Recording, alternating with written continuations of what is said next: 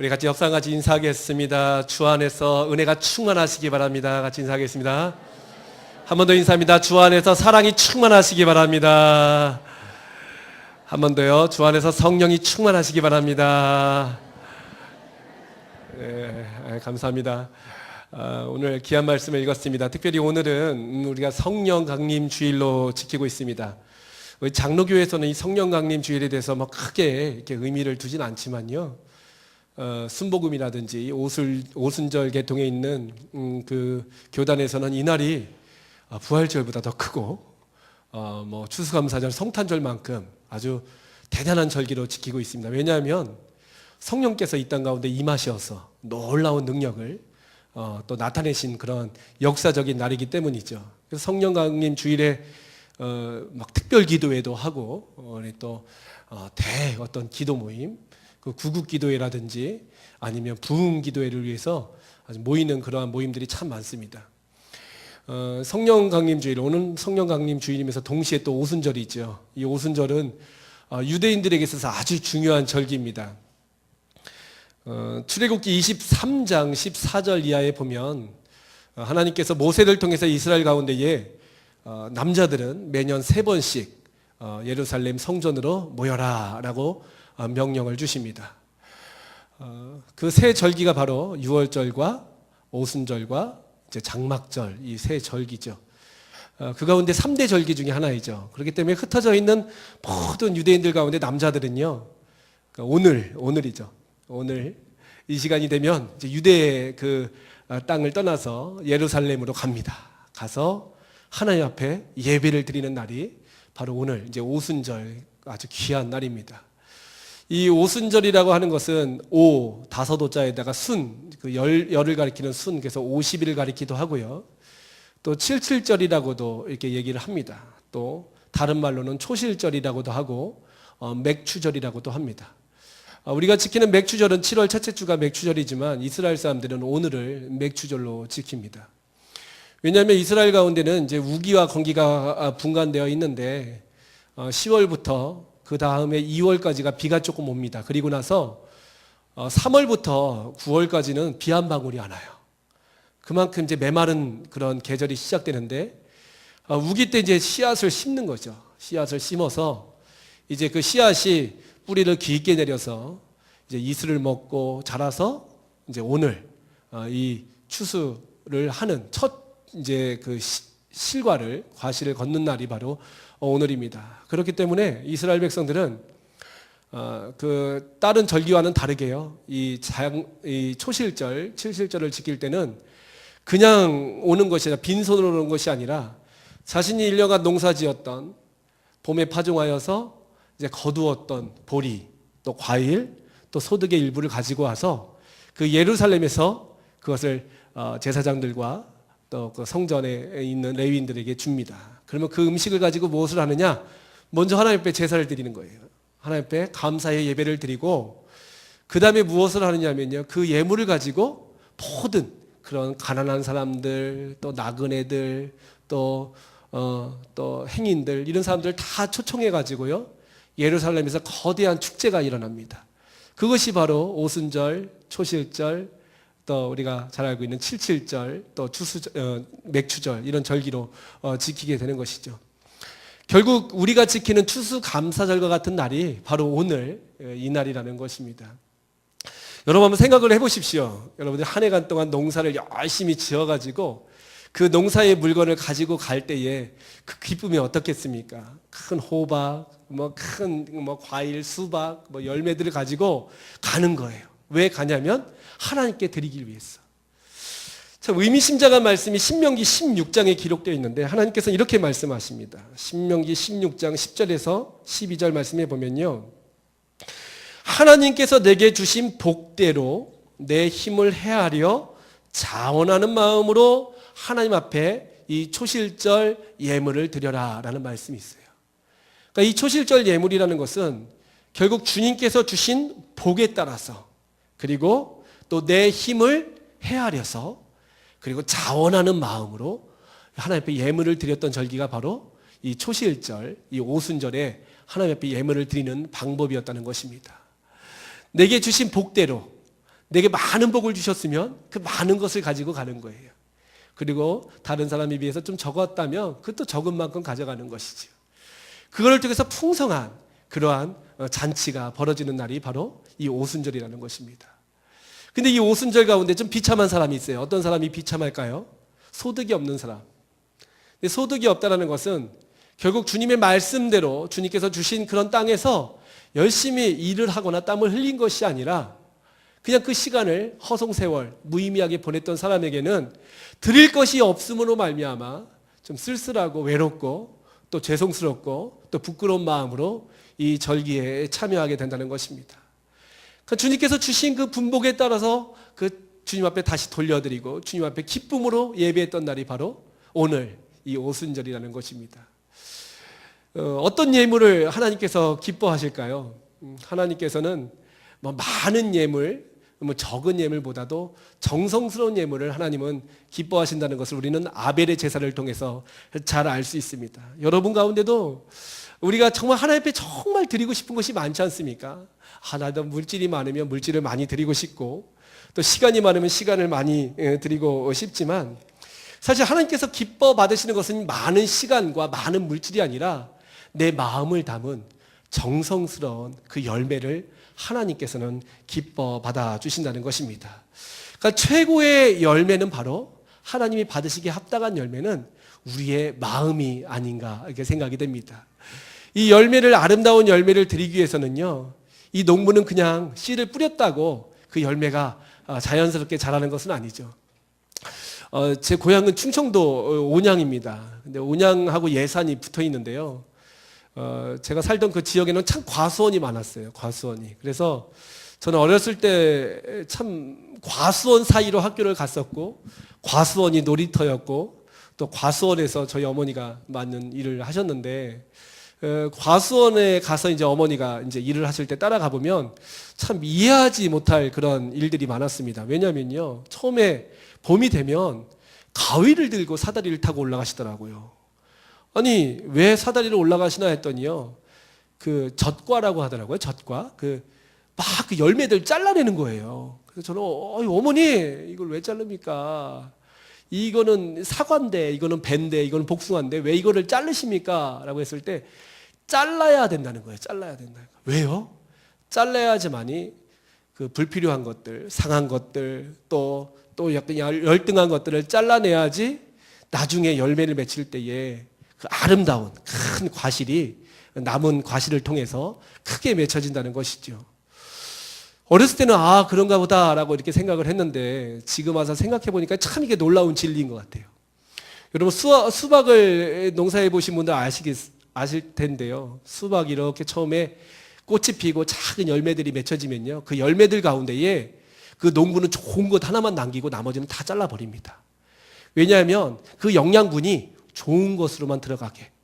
나머지 것들 남겨두면요. 그 영양분이 나눠지기 때문에 큰 것도 더 이상 커질 수가 없고 작은 것도 이제 커지기 때문에 이건 상품 가치가 떨어지는 것이죠.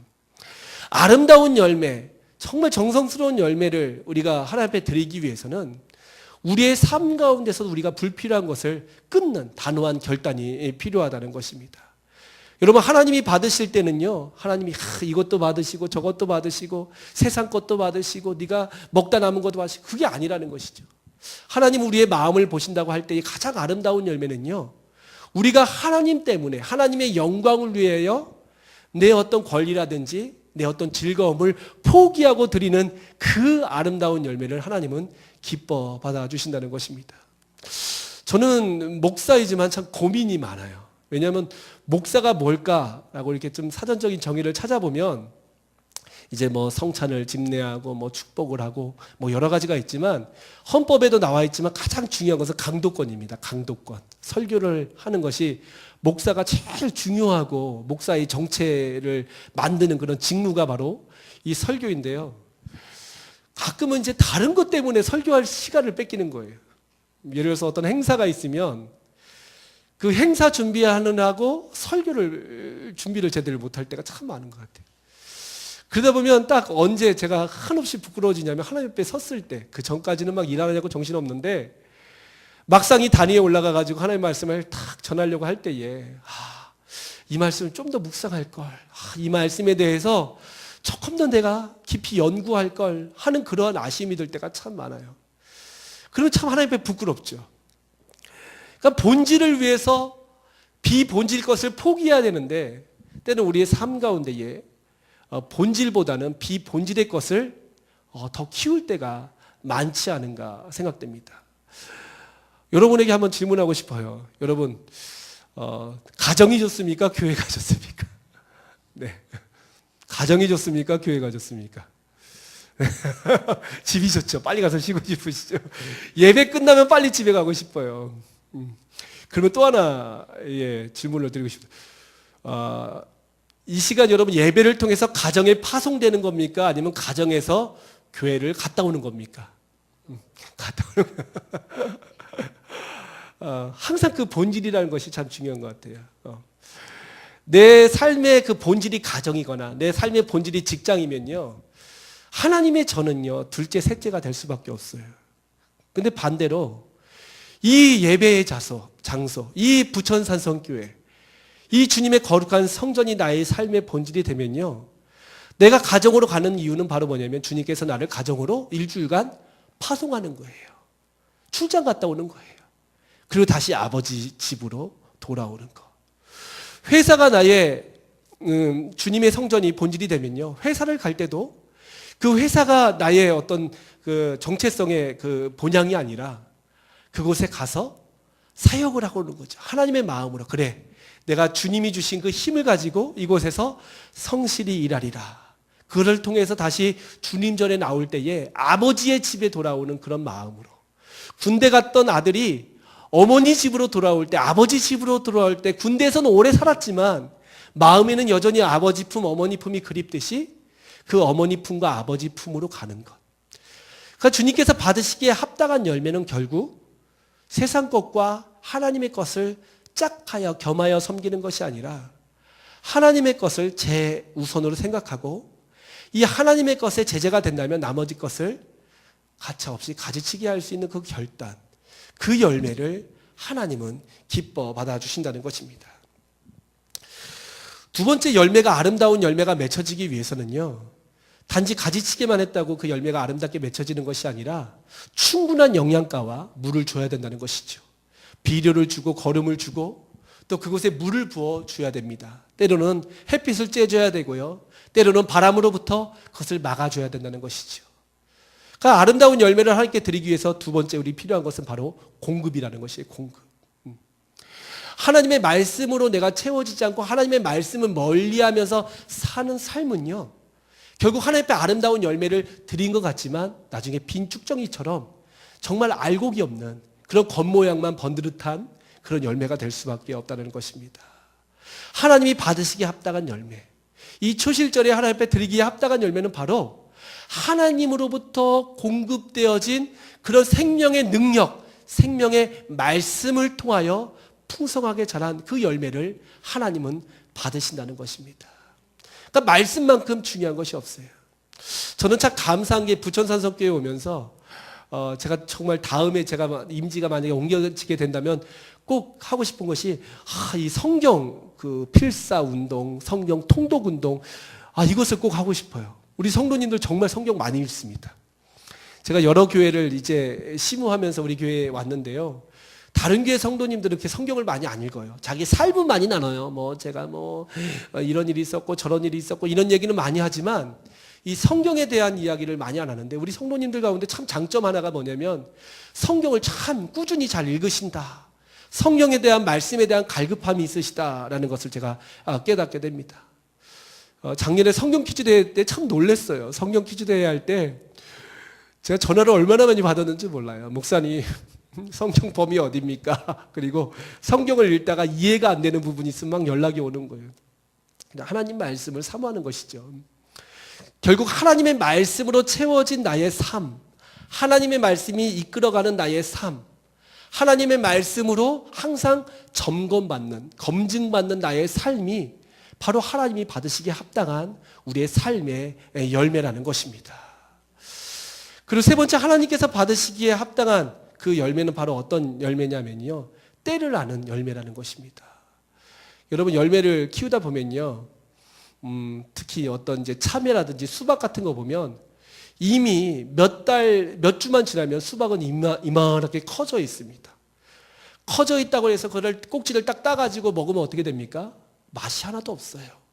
벼도 마찬가지입니다. 벼가 이미 익기 전에 한 달 전, 두 달 전이면 벌써 다 커져 있어요. 그렇다고 해서 그 벼를 컸다고 해서 자르면 절대 안 되겠죠. 이제는 겉모습이 아니라 내면적으로 성숙되는 그 시간이 필요하다는 것입니다. 그렇다고 해서 또 너무 그 열매를 오래 놔두면요, 골아가지고 먹을 수가 없게 되는 것이죠. 하나님이 받으시기에 합당한 그 열매는 바로 어떤 열매냐면 때를 아는 열매입니다. 기다릴 줄을 알고 때로는 내려놓을 줄도 아는 그 시간들이 바로 필요하다는 것이죠. 이렇게 아름다운 열매를 주님께서는 받으시기를 원하시는데, 이 아름다운 열매를 드리는 그 오순절, 그 77절에 성령께서 우리 가운데 임하셨다는 것입니다. 어떤 사람은 우연의 일치라고 말할 수도 있겠지만 저는 우연의 일치라고 생각하지 않습니다. 결국 성령께서 이 땅 가운데 오셔서 이제는 어떤 육적인 열매가 아니라, 이제는 보이는 열매가 아니라 우리 내면 가운데 주님이 받으시기에 합당한 그 열매, 영적인 열매를 맺게 하여 주시기 위하여 성령께서 이 땅 가운데 강림하셨다는 것이죠. 이 땅 가운데 강림하신 성령께서는 우리의 삶을 통하여 이제는 세상적인 열매가 아니라, 육적인 보이는 열매가 아니라 하나님이 기뻐하시는 열매, 하나님 받으시기에 합당하신 그 성령의 열매를 맺게 하여 주신다는 것이죠. 여러분, 결국 우리가 주님께 드릴 수 있는 마지막은 무엇입니까? 마지막은 바로 열매라는 것이죠.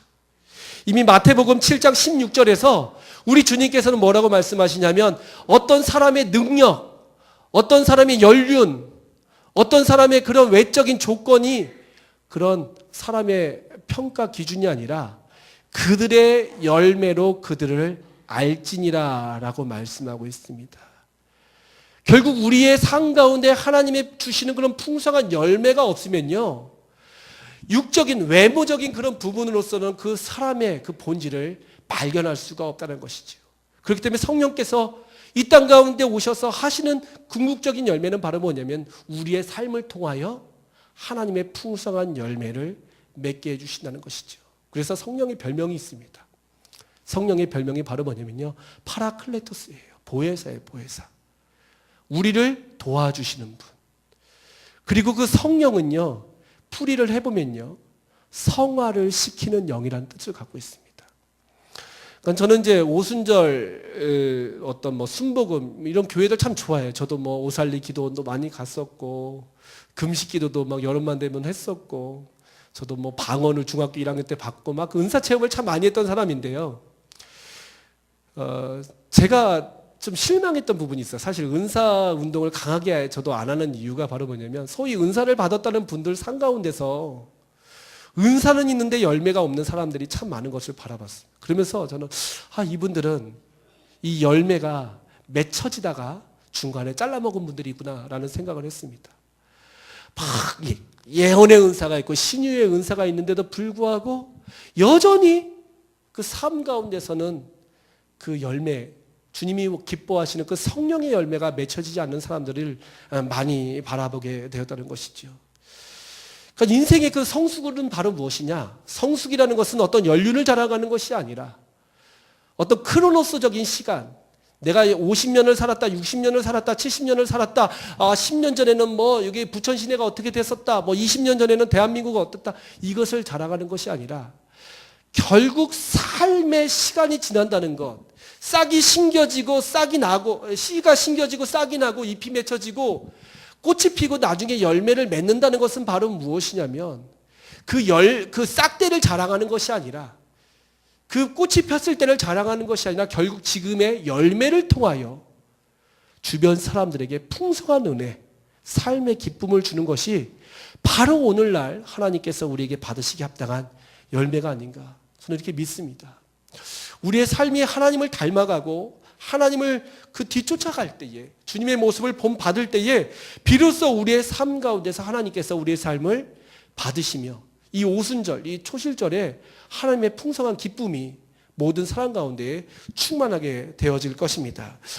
오늘 말씀을 보니까요, 이 성령의 그 열매들이 등장하고 있습니다. 저는 참 이 말씀을 읽으면서 얼마나 큰 은혜가 되는지 몰라요. 이 성령의 열매는요, 사랑과 희락과 화평과 오래 참음과 자비와 양선과 충성과 온유와 절제다라고 말씀하고 있는데, 이런 열매들을 여러분 한 가지 한 가지 한번 묵상을 한번 해보십시오. 이 열매의 특징이 과연 무엇일까? 이 열매의 특징, 이 사랑, 아가페적인 사랑, 희락, 화평, 오래 참음, 자비, 양선, 충성, 온유, 절제. 결국 주님이 받으시기에 합당한 열매, 이 9가지 열매의 특징은 바로 뭐냐면요, 이타적인 열매라는 거예요. 이타적인 열매. 내 안에 있는 것이 아니라 내 안에서 다른 사람으로 흘러가는, 결국 다른 사람을 유익하게 하는 열매들이 바로 이 성령의 9가지 열매라는 것입니다.